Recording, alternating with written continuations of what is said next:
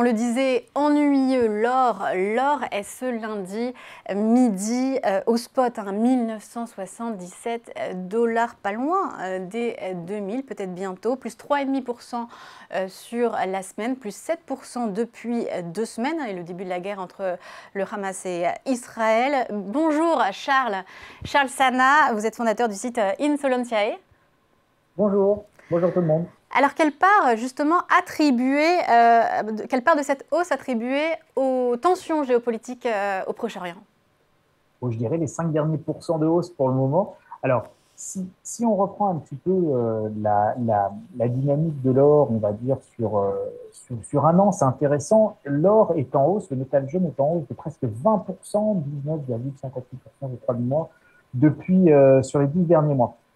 Alors, c'est très intéressant de mettre ça en relation avec ce qui s'est passé d'un point de vue monétaire. C'est que dans les 12 derniers mois, on n'a jamais eu un mouvement de hausse de taux aussi violent, aussi rapide et aussi important. Et donc, traditionnellement, ce qu'on reproche à l'or, ou Keynes qui disait c'est la relique barbare, bon, et puis l'or, ça ne rapporte rien. Bon, mais la monnaie non plus, ça rapporte rien, puis la monnaie, ça rapporte encore moins quand les taux sont négatifs. Donc, en fait, ce qui rapporte, c'est toujours une transaction économique que l'on réalise avec la monnaie. Si vous prenez vos billets en dollars ou vos billets en euros et puis vous les mettez sur votre table à côté de vos lingots d'or, l'un et l'autre ne rapporteront rien puisque la monnaie est neutre. Ce qui rapporte, c'est toujours une opération économique. Donc, quand on dit placer de l'argent, c'est qu'en fait cet argent placé est prêté et que la banque, elle vous fait pas des dons, elle vous donne une partie de ce que rapporte cet argent dans la transaction économique. Et toute transaction économique comporte forcément un degré de risque plus ou moins important. Oui, alors là, Et c'est donc, couvert. normalement, quand les taux remontent, si on comprend que l'or ne rapporte rien comme la monnaie quand les taux sont négatifs, voilà, la monnaie ne rapporte rien dans ce cas-là, quand les taux remontent et remontent brutalement et que la monnaie se met à rapporter, là, c'est incontestable que dans ce cas de taux même nominal positif, la monnaie se remet à rapporter 4%, 5% aujourd'hui par an, rien qu'en Europe. Vous allez en France, dans n'importe quelle banque, vous demandez un compte à terme, on va vous donner du 4% globalement sur un an. Donc aujourd'hui, la monnaie rapporte 4%. Et malgré ce fait que la monnaie rapporte 4%, eh bien, vous avez l'or qui, lui, effectivement, continue à rapporter puisqu'il ne fait pas d'opération économique. L'or, lui, s'est apprécié dans le même moment de presque 20%. Alors, comment expliquer ça? Eh bien, on l'explique par plusieurs éléments. Le premier élément, c'est bien entendu quelque chose qui a échappé à la sagacité de personne, c'est l'inflation. Et donc, l'or transporte de la valeur. Donc, l'or, en période inflationniste, est toujours très recherché parce que c'est évidemment une garantie. Donc, en avoir un petit peu dans son patrimoine, c'est pas une mauvaise idée. Oui, mais Charles, justement, est-ce qu'on ne se Oui. couvre pas aussi contre le risque de crise économique avec ça, avec l'or? Alors, on ne se couvre pas contre, si vous voulez, l'or aujourd'hui, l'or de tout temps, hein, ça, c'est juste que transporter de la valeur et vous ne faites pas de transactions économiques avec. C'est vraiment, l'or est un instrument de stockage de valeur. Quand vous achetez une action, moi je suis un pro or dans le patrimoine, dans la conjoncture actuelle, je trouve que c'est une excellente idée. Mais une fois qu'on a dit ça, on n'a pas tout dit, on n'a même pas dit grand-chose. L'or, encore une fois, c'est le transport de valeur, c'est de la conservation de valeur, c'est l'attribut majeur de l'or, c'est cette conservation de valeur. Euh, Quand vous achetez des actions, vous achetez une entreprise, vous achetez une activité économique, vous achetez des dividendes, vous achetez un potentiel, vous achetez vraiment de l'économie, un morceau d'économie concrète. Quand vous achetez de l'or, vous achetez du stockage de valeur. Et l'un et l'autre ne sont pas antinomiques. Je peux avoir dans une période de crise, et c'est même plutôt intelligent, je peux avoir un positionnement action, un positionnement sur des marchés dans l'économie réelle, mais je peux aussi avoir un positionnement plus ou moins partiel sur l'or pour du stockage de valeur. Donc, est-ce qu'on se prémunit d'une crise économique avec de l'or? Oui, bien sûr, potentiellement, puisque quand vous avez une chute des marchés, on évoque aujourd'hui des possibilités potentiellement de krach et de correction plus violentes compte tenu de la conjoncture géopolitique au Proche-Orient. Donc là, dans un contexte comme celui-là, renforcer sa poche d'or, réduire un petit peu sa poche action en attendant qu'éventuellement il y ait un mouvement de correction et puis après rebasculer de l'un à l'autre, c'est évidemment des allocations d'actifs qui peuvent être pertinentes. Donc, dans ce sens-là, oui, Et est-ce l'or qu'on peut vous peut mettre ça protéger en aussi partie de la crise. en relation avec le dollar qui baisse et du coup l'or est plus apprécié par les détenteurs d'autres monnaies, ça booste sa demande. Est-ce qu'on voit ce phénomène en ce moment? Et puis en plus, qui achète de l'or? Est-ce qu'on a des banques centrales justement qui s'en mettent plein les poches en ce moment? Alors oui, c'est notamment l'achat des banques centrales est une des principales causes aujourd'hui de cette bonne tenue de l'or, malgré un contexte de taux d'intérêt haussier. Vous avez donc sur 2021, je suis allé rechercher les chiffres pour pas vous dire de bêtises, mais sur 2021, on a eu 455 tonnes qui ont été achetées par les banques centrales. En 2022, ça a été un record depuis 1962.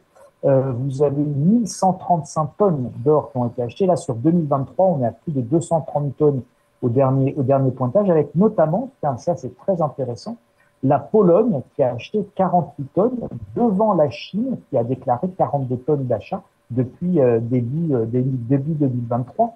Donc vous voyez bien que là encore, l'or est indissociable des inquiétudes profondes de la géopolitique et de sa valeur vraiment, encore une fois, de son attribut intrinsèque qui est le stockage de valeur. Et donc même pour les banques centrales, l'or, c'est l'actif de dernier recours, c'est l'actif de dernier refuge. Et ça, c'est fondamental. Dans un monde inflationniste, dans un monde incertain, eh bien, il vous reste toujours l'or pour pouvoir faire vos transactions ultimes bien en cas de tout simplement de worst case scénario, donc des scénarios du pire. Vous savez, il y a la théorie économique qui dit que bien, il y a une relation décroissante entre l'or et les taux d'intérêt réels. Alors les taux montent, les taux nominaux, l'or monte et les taux qui montent, on l'a vu, est-ce que c'est dû justement aux anticipations d'inflation qui baissent? Donc finalement l'inflation qui baisse.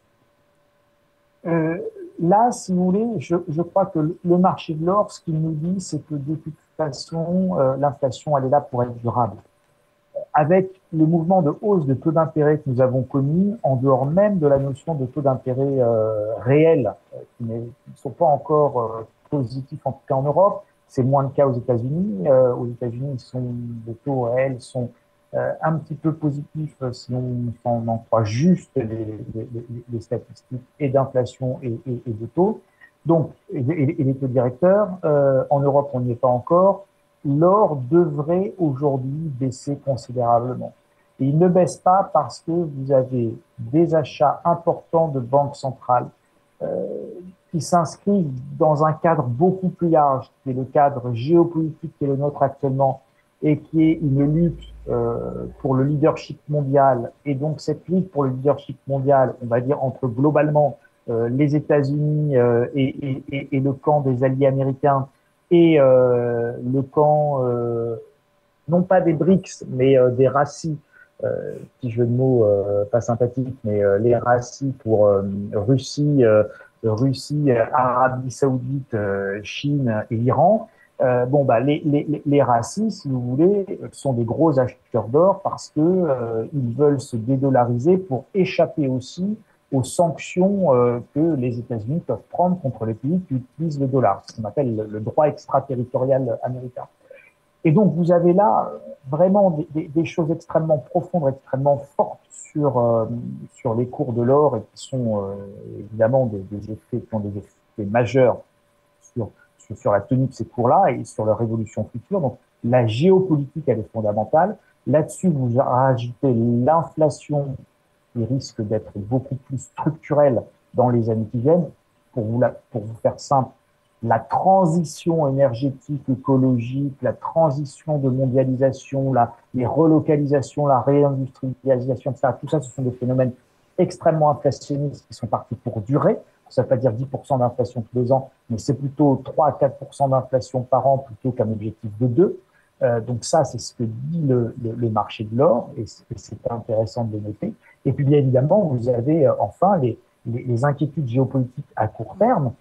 C'est la guerre en Ukraine, c'est la guerre en Israël aujourd'hui et le conflit au Proche-Orient, région qui menace de complètement s'embraser. C'est les risques d'embargo potentiel des pays arabo-musulmans autour, qui seront obligés à un moment donné de réagir. Alors, à défaut de réagir militairement, ils réagiront au moins à minima économiquement par des sanctions sur le pétrole, et donc avec un prix du baril qui risque de s'envoler si tant est que de l'énergie soit suffisamment disponible en quantité crédible.